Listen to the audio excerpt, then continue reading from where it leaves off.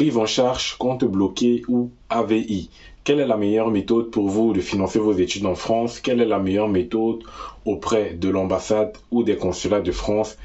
Ou quelle est la meilleure méthode pour pouvoir justifier de ces ressources pour la demande de visa? Alors, je vais en parler dans la vidéo. Vous devez le savoir, on entre actuellement dans la période où chaque personne qui a déjà une acceptation ou qui est encore en attente des réponses doit se préparer pour pouvoir bien effectuer ses démarches visa.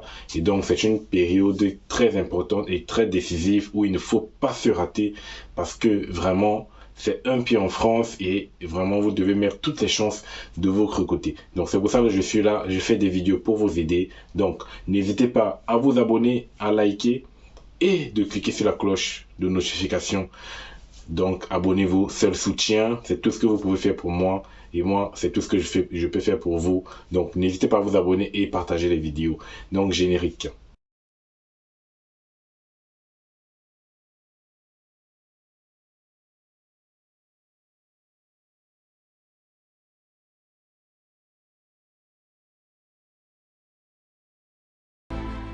De retour dans la vidéo. Donc, j'ai parlé de la prise en charge du compte bloqué et de l'AVI. Qu'est-ce qui est mieux en fait pour vous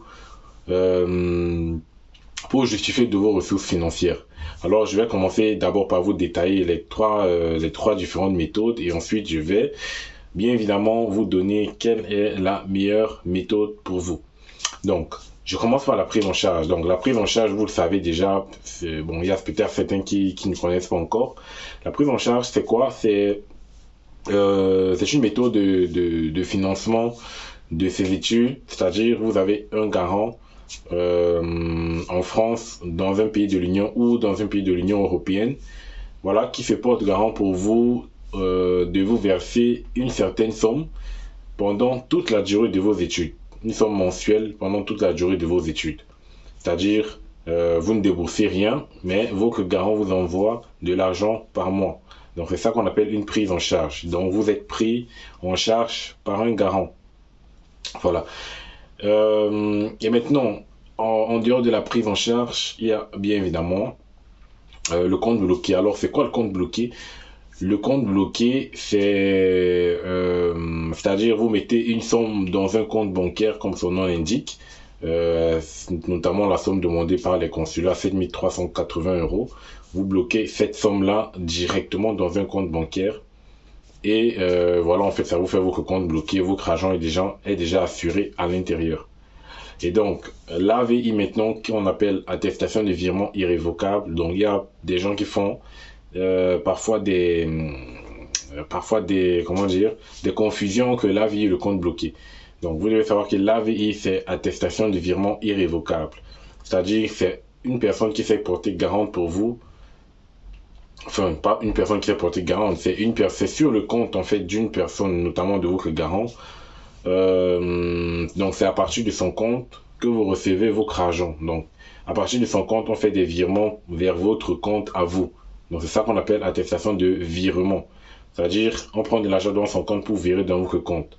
Voilà, donc c'est ça qu'on appelle attestation de virement irrévocable. Donc il n'y a pas les 7 380 € totalement constitués, mais c'est dans le compte de votre garant ou des garants, notamment parce qu'on peut avoir plusieurs garants, dans le compte des garants que sont puisées les ressources pour être introduites dans votre compte. Donc ça dépendra maintenant du montant que chaque garant va vous donner. Alors vous avez droit à maximum 3 garants. Voilà, donc il ne faut pas prendre plus de 3 garants, vous avez droit à maximum 3 garants. Et vos garants, ce que le consulat dit bien évidemment, doivent justifier des ressources suffisantes, fiables et régulières. Donc, les 3 termes que je viens de vous dire, suffisante, fiable et régulière, c'est un terme qui décrit déjà, qui décrit assez ce que le consulat veut vous dire. Donc, c'est assez clair et si vous respectez ça, vous n'aurez pas de motif de refus de motif de refus de visa. Donc, c'est impératif, suffisante, fiable et régulière. Donc, comment évaluer donc maintenant la situation financière de ces garants et tout? On en parlera dans une autre vidéo, bien évidemment. Donc, je vous dirai tout sur les garants, tout sur les ressources financières, tout sur les motifs de refus. Donc, il y a beaucoup de vidéos qui sont à venir C'est pour ça que c'est important de vous abonner pour ne pas rater les prochaines vidéos parce qu'elles seront cruciales, très importantes. Et si vous loupez, vous risquez d'être dans une embuscade ou dans une erreur. Donc, important. Donc, n'oubliez pas de vous abonner, de liker surtout la vidéo, s'il vous plaît.